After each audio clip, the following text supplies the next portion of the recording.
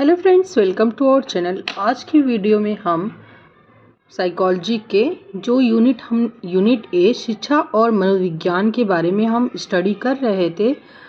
ये हमारा 6 topic complete हो गया है। जैसे कि हमने टॉपिक 1 शिक्षा की अवधारणा, टॉपिक 2 है वर्तमान शिक्षा के उद्देश्य, टॉपिक 3 है शिक्षा और मनोविज्ञान में संबंध, टॉपिक 4 हमारा है मनोविज्ञान के संप्रदाय। अब हमारा टॉपिक 5 है वर्तमान शिक्षा की मनोवैज्ञानिक विशेषताएं। टॉपिक 6 हमारा है मनोविज्ञान की अध्ययन विधियां। ये इतना टॉपिक हम क्लियर कर चुके हैं, इसके बारे में हमने स्टडी कर चुकी है। इसका वीडियो मैं आपको डिस्क्रिप्शन बॉक्स में दे दूंगी। आज हम स्टार्ट करने वाले हैं टॉपिक 7 वर्तमान शिक्षा के वैधानिक आधार, जिसमें हम NCF 2005 और RTE 2009 के बारे में अध्ययन करेंगे। ये काफ़ी इम्पॉर्टेंट है आपकी सारी परीक्षाओं के लिए, तो वीडियो देखने के लिए हमारे साथ बने रहिएगा। आज का हमारा टॉपिक है टॉपिक 7 वर्तमान शिक्षा के वैधानिक आधार। पहला है राष्ट्रीय पाठ्यचर्या की रूपरेखा 2005 या NCF 2005। इससे आपके बहुत ही ज़्यादा question CTET, UPTET, super TET में आते हैं। ये काफ़ी इम्पोर्टेंट है आप सभी के लिए। सेकंड पॉइंट हमारा है निःशुल्क एवं अनिवार्य बाल शिक्षा अधिकार अधिनियम 2009 या इसे RTE 2009 भी कहते हैं। राष्ट्रीय पाठ्यचर्या की रूपरेखा 2005 या नेशनल करिकुलम फ्रेमवर्क 2005, जिसे कि NCF कहा जाता है। NCF 2005 NCF का फुल फॉर्म है नेशनल करिकुलम फ्रेमवर्क, यानी कि राष्ट्रीय पाठ्यचर्या की रूपरेखा 2005। अब देखिए पाठ्यचर्या क्या होती है।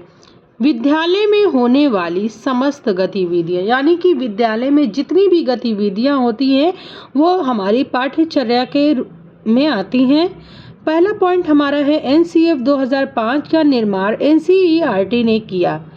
देखिए क्वेश्चन हमारा कर सकता है कि NCF 2005 का निर्माण किसने किया, तो NCF 2005 का निर्माण NCERT ने किया। NCERT का फुल फॉर्म है national council for education research and training. National council for education research and training. राष्ट्रीय शैक्षिक अनुसंधान एवं प्रशिक्षण, जिसका मुख्यालय है नई दिल्ली में। कहाँ पे है इसका मुख्यालय? नई दिल्ली में। NCF 2005 निर्माण के अध्यक्ष प्रो यशपाल हैं। आप इसको अंडरलाइन करिए, नोट करके पूरा इम्पोर्टेंट करके राइट कर लीजिएगा। इसमें आपके बहुत सारे क्वेश्चन आ जाएंगे। अब देखिए NCF 2005 के अनुसार, देखिए यहाँ पे लिखा होगा इम्पोर्टेंट करके। NCF 2005 के अनुसार शिक्षा का व्यापक उद्देश्य। देखिए पहला पॉइंट हमारा है, ये पूछता है बहुत ही ज़्यादा कि NCF 2005 के अनुसार शिक्षा के व्यापक उद्देश्य क्या थे। पहला है विचार एवं कर्म की स्वतंत्रता, यानी कि इसमें क्या है, विचार की और कार्य करने की स्वतंत्रता थी, यानी कि फ्री थे वो लोग। दूसरों के प्रति संवेदनशीलता या समावेशी शिक्षा, नई परिस्थितियों का सामना करना, लोकतांत्रिक प्रक्रिया में विश्वास एवं भागीदारी करना। पांचवा पॉइंट हमारा है सामाजिक एवं आर्थिक बदलाव में योगदान की क्षमता का विकास। अब देखिए NCF 2005 के अनुसार पाठ्यचर्या निर्माण के निर्देशक सिद्धांत कौन कौन से थे। यहाँ पे भी हमने इम्पोर्टेंट लिखा है, आप इसको नोट कर लीजिएगा। पहला है ज्ञान को बाहरी जीवन से जोड़ना, यानी कि जो हम ज्ञान प्राप्त बच्चे को दे रहे, प्रदान कर रहे हैं, उसको बाहरी जीवन से, यानी कि एग्जाम्पल दे दे के बाहर की ज़िंदगी से उसको जोड़कर बताना, जिससे बच्चे को समझने में काफ़ी आसानी होगी। पढ़ाई रटंत प्रणाली से मुक्त हो सुनिश्चित करें, यानी कि पढ़ाई ऐसी ना हो कि जो बच्चे को सिर्फ रटना पड़े। ऐसी पढ़ाई आप दीजिए, ऐसी शिक्षा दीजिए बाहरी जीवन से जोड़ जोड़ कर कि बच्चे को रटने की ज़रूरत ना हो। पाठ्यचर्या का ऐसा संवर्धन विकास जिससे छात्रों को चौमुखी विकास के बजाय पुस्तक केंद्रित बन के रह जाए। चौथा पॉइंट देखिए जो काफ़ी इम्पोर्टेंट है, परीक्षा अपेक्षाकृत लचीली हो व कक्षा की गतिविधियों से जुड़ी हो। यानी कि परीक्षा जो है वो बहुत ही सख्त नहीं होनी चाहिए, आसान होनी चाहिए परीक्षा, और जो क्लास में गतिविधियां हुई हैं उनसे जुड़ी हुई होनी चाहिए। लचीला का मतलब है कि बच्चों की आवश्यकता के अनुसार परिवर्तन योग्य हो। कक्षा की गतिविधियों से जुड़े होना आंतरिक मूल्यांकन कहलाता है। 5वां पॉइंट हमारा है एक ऐसी पहचान का विकास जिसमें प्रजातांत्रिक व्यवस्था के अंतर्गत राष्ट्रीय चिंताएं सम्मिलित हों। दूसरा हमारा देखिए पॉइंट है निःशुल्क एवं अनिवार्य बाल शिक्षा अधिकार अधिनियम 2009 RTE 2009 यानी कि राइट टू एजुकेशन 2009, जिससे शॉर्ट फॉर्म है RTE। अब देखिए पहला पॉइंट इसमें हमारा है RTE 2009 संपूर्ण भारत में जम्मू और कश्मीर को छोड़कर, यानी कि पूरे भारत में लेकिन जम्मू और कश्मीर को छोड़कर कहाँ लागू हुआ? 1 अप्रैल 2010 से लागू हुआ। कब से लागू हुआ? RTE 2009 एक्ट जो है वो कब लागू हुआ? तो 1 अप्रैल 2010 से लागू हुआ। और कौन कौन से देशों को छोड़कर? जम्मू और कश्मीर को छोड़कर बाकी भारत में हर जगह पे लागू हुआ। दूसरा पॉइंट है हमारा RTE 2009 के प्रमुख प्रावधान। 6 से 14 वर्ष तक के बच्चों की शिक्षा निःशुल्क एवं अनिवार्य हो। यानी कि 6 साल से लेके 14 साल तक के जो भी बच्चे हैं उनको क्या है? निःशुल्क शिक्षा दी जाए, यानी कि अनिवार्य है। RTE 2009 राज्य व केंद्र मिलकर लागू करेंगे। संविधान की अनुसूचियाँ। पहला है संघ सूची, यानी कि रेलवे, सेना, डाक, आयकर आदि। अब देखिए राज्य सूची, प्रशासन, पुलिस, बिक्री कर आदि। समवर्ती सूची में शिक्षा, स्वास्थ्य यानी कि चिकित्सा। थर्ड पॉइंट हमारा है RTE 2009 के अनुसार कक्षा में प्रवेश आयु के अनुसार हो या कक्षाएं आयु के संबंध में समझाती हों।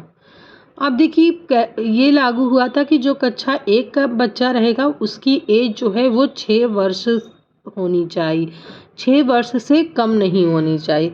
कक्षा 2 के बच्चे की उम्र 7 वर्ष होनी चाहिए। कक्षा 3 के बच्चे की उम्र 8 वर्ष। कक्षा 4 के बच्चे की उम्र 9 वर्ष और कक्षा 5 के बच्चे की एज 10 वर्ष होनी चाहिए। यह RTE ने लागू किया था। शिक्षा धाप अनुपात प्राथमिक विद्यालय यानी कि 1 से लेकर 5 तक 1:30। उच्च प्राथमिक विद्यालय 6 से लेकर 8 तक 1:35 पर। शैक्षणिक दिवस देखिए प्राथमिक विद्यालय 1 से 5 यानी कि 200 शैक्षिक कार्यालय। उच्च प्राथमिक विद्यालय यानी कि 6 से लेकर 8 तक 220 कार्य दिवस हैं उसमें। छठा है हमारा दंड का पूर्णतया निषेध, शारीरिक व मानसिक दोनों दंड निषेध, यानी कि बच्चे को किसी प्रकार का दंड नहीं देना है, चाहे वो शारीरिक हो या मानसिक हो। विद्यालय का प्रबंधन विद्यालय प्रबंध समिति करेगी, यानी कि स्कूल मैनेजमेंट कमेटी करेगी। SMC का अध्यक्ष यानी कि स्कूल मैनेजमेंट कमेटी जिसे कहते हैं, SMC के अध्यक्ष बच्चे के अभिभावक यानी कि सदस्य रहेंगे। SMC कार्यालय कितने वर्ष का है? 2 वर्ष का। SMC सदस्यों की संख्या 15 सदस्य उसमें आएंगे।